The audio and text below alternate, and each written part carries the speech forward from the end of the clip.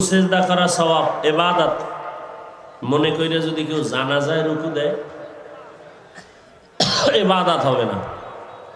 তাহলে নবীর তরিকা ছাড়া নামাজ পড়লেও ইবাদত হবে না, আর নবীর তরিকায় ব্যবসা করলেও ইবাদত, নবীর তরিকায় ঘুমাইলেও ইবাদত, নবীর তরিকায় খানা খাওয়া ইবাদত, খানা না খাওয়াও ইবাদত। সব হতে হবে আল্লাহর জন্য নবীর তরিকায়। এই ইবাদত কেমনে করব? নবীর তরিকা চিনি না। আল্লাহ পাক রব্বুল আলামিন এই তরিকাটা চিনাইয়া দিবেন যারা উম্মতের কাছে। এই দায়িত্ব আল্লাহর পক্ষ থেকে নবী দিয়ে গেছেন ওলামায়ে আহলে হকদের হাতে। ওলামায়ে কেরামের দায়িত্ব উম্মতকে নবীজির ইবাদতের পদ্ধতি শিখাইয়া দিবেন। বাড়ানো কোনো সুযোগ নাই, কমানোরও সুযোগ নেই। নবীজি বলেন লা তাআতা লি মাখলুকিন ফি মাসিয়াতিল খালিক। আল্লাহকে বেজার করে অন্য কারো আদেশ নিষেধকে গ্রহণ করা হারাম। আল্লাহকে বেজার করে পৃথিবীর কারো আদেশ মেনে নেওয়া হারাম। অতএব 23 বছরের রসুলের আদর্শ আল্লাহ সিল লাগাইয়া দিয়েছেন। দুনিয়ার কিয়ামত পর্যন্ত এতে কেউ বাড়াতেও পারবে না, কমাইতেও পারবে না। আল-ইয়াওমা আকমালতু লাকুম দীনাকুম ওয়া আতমামতু আলাইকুম নি'মাতি ওয়া রাদিতু লাকুমুল ইসলাম দীনা। আল্লাহর নবীকে আল্লাহ জানায় দিলেন দিন বিধান ইসলামকে আমি আজকের দিন 9 তারিখ জিলহজ মাসের রসুল যখন হাজির বলে আজকের দিন আমি পুরা মুসলমানের জিন্দেগির বিধানকে কমপ্লিট সিল লাগাইয়া দিলাম, আর কিয়ামত পর্যন্ত আর পরিবর্তনের কোনো সুযোগ নাই। দুনিয়ার মানুষ আদর্শ ফেরি করে, আদর্শ বানায়, পদ্ধতি তৈরি করে, আবার সংশোধনী আনে, কিন্তু মুসলমান একমাত্র মদিনাওয়ালা নবীর আদর্শের বাইরে কারো আদর্শ গ্রহণ করার অধিকার, করলেও কোনো ফায়দা নেই। কেন? দুনিয়ার সব মানুষের আদর্শ নাপাক, একমাত্র মদিনার নবীর আদর্শই হলো পাক। অন্য মানুষের আদর্শ নাপাক কেন? মানুষটাই নাপাক। গুনার কারণে হাত নাপাক, চোখ নাপাক, জিহ্বা নাপাক, অন্তর নাপাক। নবীরটা পাক কেন? আমার নবী নিজেই কি কেমন পাক। 63 বছর হায়াতে নবীর জিন্দেগিতে একটা মিথ্যা কথা বলে নেই। পৃথিবী ঘুরেন তো এরকম একজন নেতা পাবেন কিনা জীবনে একটা মিথ্যা কথা কয় নাই। বরং বর্তমানে তো মিথ্যার ফ্যাক্টরি, গজবের মোবাইল। একজনে বলে ভাই তুমি কই, চিন্তা করে হাসা কথা কইলে বিপদ, মোবাইলটা কানে লাগায় আমি জমিনে নাই। কি পরিমাণ মিথ্যার চর্চা এই মোবাইলে আমাদেরকে করাচ্ছে। আল্লাহ এর থেকে আমাদেরকে হেফাজত করেন। আমিন।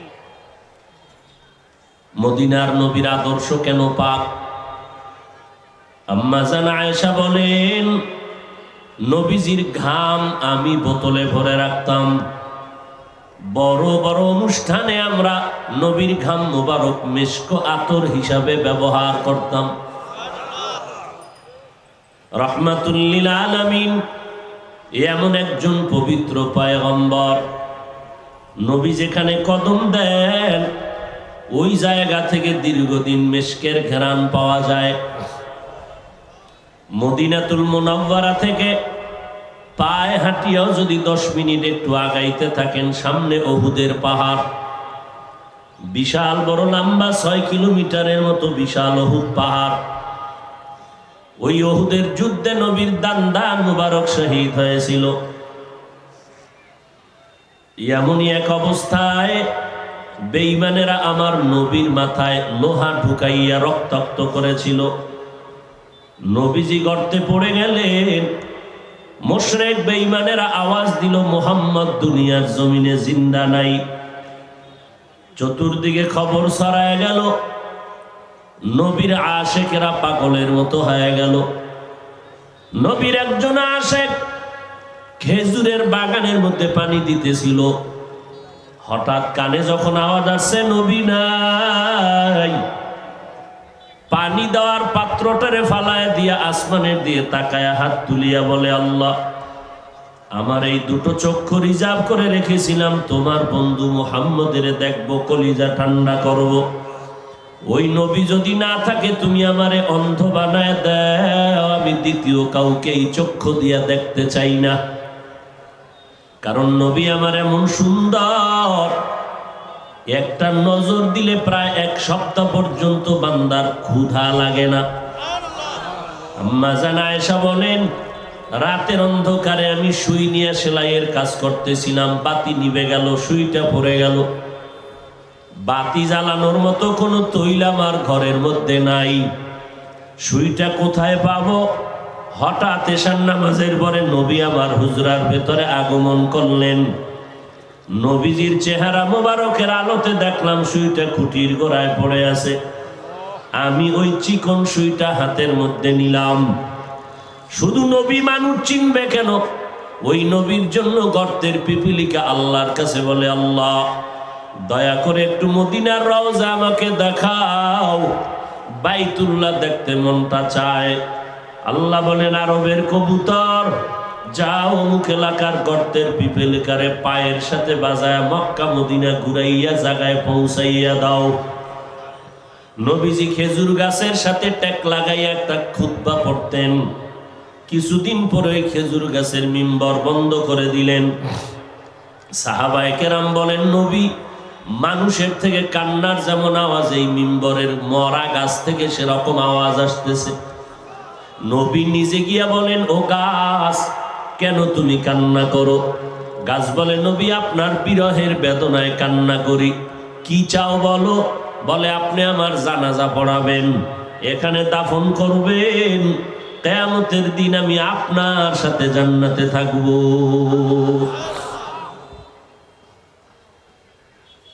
রাহমাতুল লিল আলামিন, সারা দুনিয়ার মাখলুকাতের মধ্যে পরিচিত। এই জন্য আমার নবীকে আল্লাহ পাক শ্রেষ্ঠত্বের মর্যাদা দান করেছেন। নবীর আদর্শ এত সুন্দর, কারণ আমার নবী নিজেই সুন্দর, যার জীবনে কোনো মিথ্যা বলেন নাই।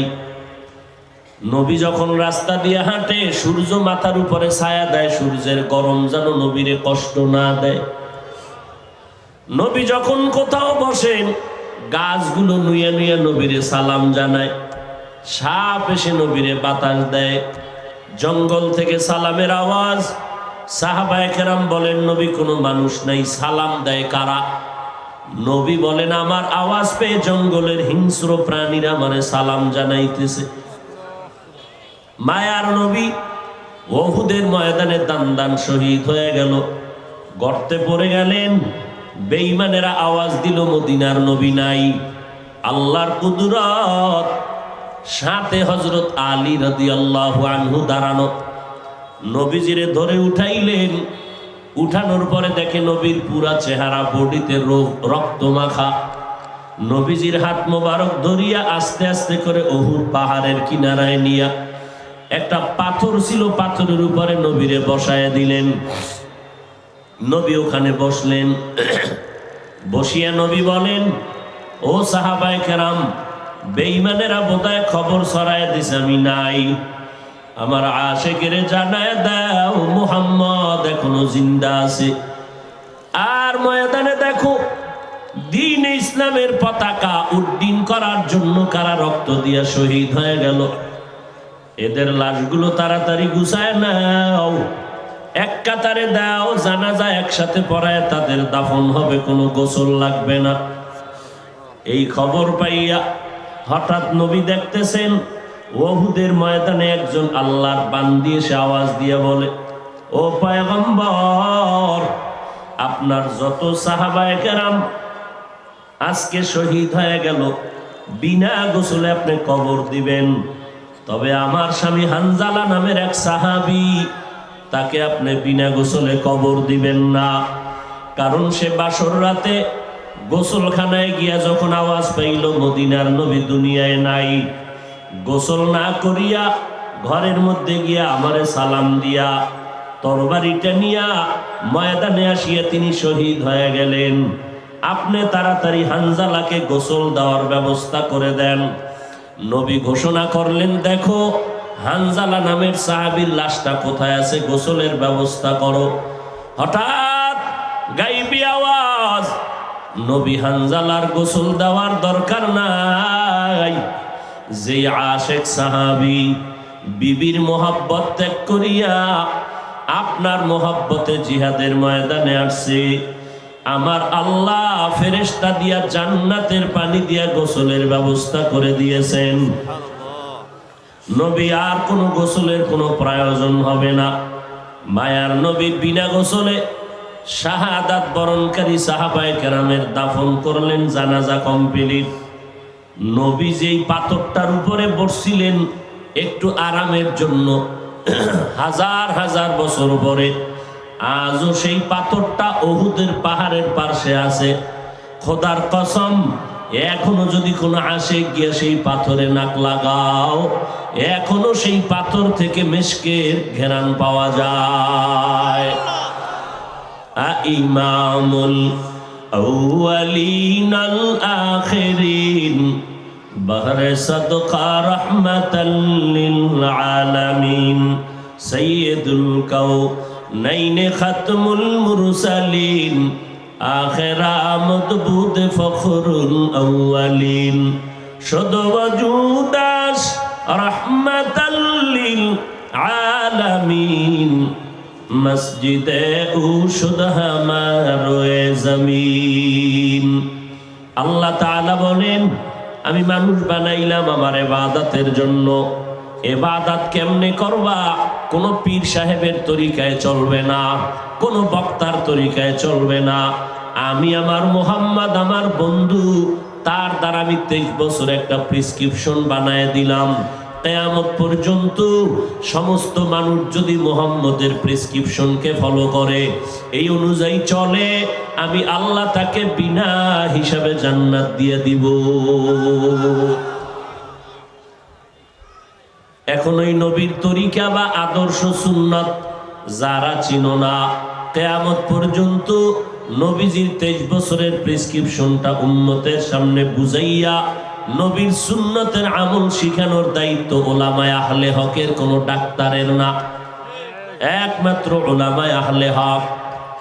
আমি বারবার কিন্তু একটা শব্দ উলামাদের সাথে ব্যবহার করতেছি, উলামায়ে আহলে হক, কারণ 1500 বছর আগে নবী সতর্কবাণী করেছেন, এই উম্মতেরা উলামা দেখবা, এই দুনিয়াতে যদি তোমরা কোনো খারাপ মানুষ দেখতে চাও, খুঁজিয়া দেখবা উলামাদের একটা অংশ থাকবে চূড়ান্ত খারাপ। এদের মতো খারাপ এই জমিনে কোনো আলেম পাইবা না। আবার ভালো যদি কোনো মানুষ পাইতে চাও, তাও খুঁজিয়া দেখবা উলামাদের একটা দল চূড়ান্ত ভালো। এদের মতো ভালো জমিনে আর কেউ থাকবে না। নবীজির সেই 1500 বছরের কথা আগের এখন চোখের নজরে ভাসতেছে। 1500 বছর পর্যন্ত আমার মাওলার দেওয়া কোরআন নবীর আদর্শের ভেতরে কেউ ভুল বের করতে পারে? অপচেষ্টা করেছে অনেকে, না পারিয়া বহু বিধর্মী পর্যন্ত মুসলমান হয়ে গেল। কিন্তু কপাল খারাপ, আজ আমার দেশের ভিতরে দাঁড়াইয়া একজন মাওলানা বলে কোরআন শরীফের ভেতরে জাল আছে। বলে কি পরিমাণ জাল? বলে হাদিসের থেকেও বেশি জাল। আমি চিৎকার দিয়ে বলি, ও মুসলমানেরা, আল্লাহর কোরআনের মধ্যে যদি জাল আছে, ভেজাল আছে, এই কথাটা অন্তরে ঢুকে যায়, আমার মাওলার অস্তিত্বও থাকে না, ইসলামের অস্তিত্বও থাকে না, হুজুরগিরিও থাকে না। এই কথাটা আওয়ামী লীগওয়ালারা বলে নাই, বিএমপির কোন নেতায় বলে নাই। একজন মাওলানা হইয়া ঢাকার জমিনে দাঁড়ায় কয় কোরআনে ভেজাল। ওই নবীর কথা অনুযায়ী চিনে নাও, এই বান্দা মাওলানা ঠিক, তবে উলামা নবীর আহলে বাতিল, নবীর দুশমন। আর এক মাওলানা বলে নবীরা অন্যায় করেছেন, আল্লাহ নবীদের দিয়া অপরাধ করায়েছেন। নাউজুবিল্লাহ, মানে আপনারা কি মওদুদি সাহেবের মুরিদ নি? এই মেয়া, মওদুদি সাহেবের মুরিদ? নাউজুবিল্লাহ আসতে কেন? নবীরা অন্যায় করেছে, এই যুবকেরা, নবীরা অন্যায় করেছেন, আল্লাহ করাইছেন, এই কথাটা মানো? আল্লাহরে সাক্ষী রেখে বল, মানো? জিব্বা খুল, ফিরিস্তারা লিখবে নবীরা অন্যায় করেছেন, মানো? কোন আওয়ামী লীগ ওয়ালারা বলে নাই, বিএমপি ওয়ালারা বলে নাই, বলেছে একজন ইসলামের ব্যানারওয়ালা মাওলানা নামের ভণ্ড।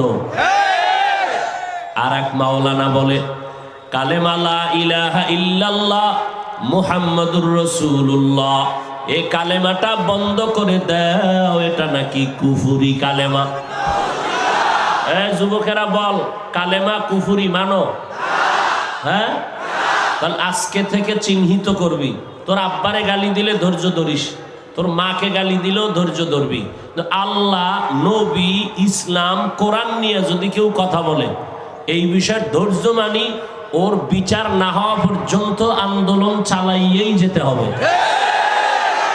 আজকে থেকে চিহ্নিত করবি ওই মাওলানা কে, যে এই মেয়া থামেন, ওই মাওলানা কে যে কালেমাকে কুফরি বলল।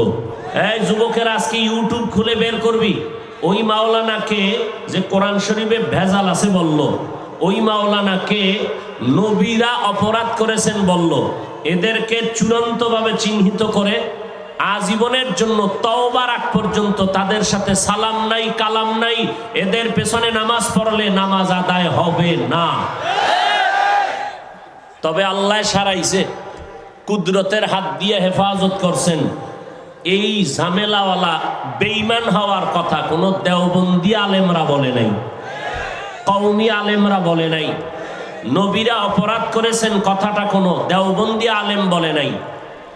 কোরআনে ভেজাল আছে কথাটা কোনো দেওবন্দি আলেম বলেন নাই।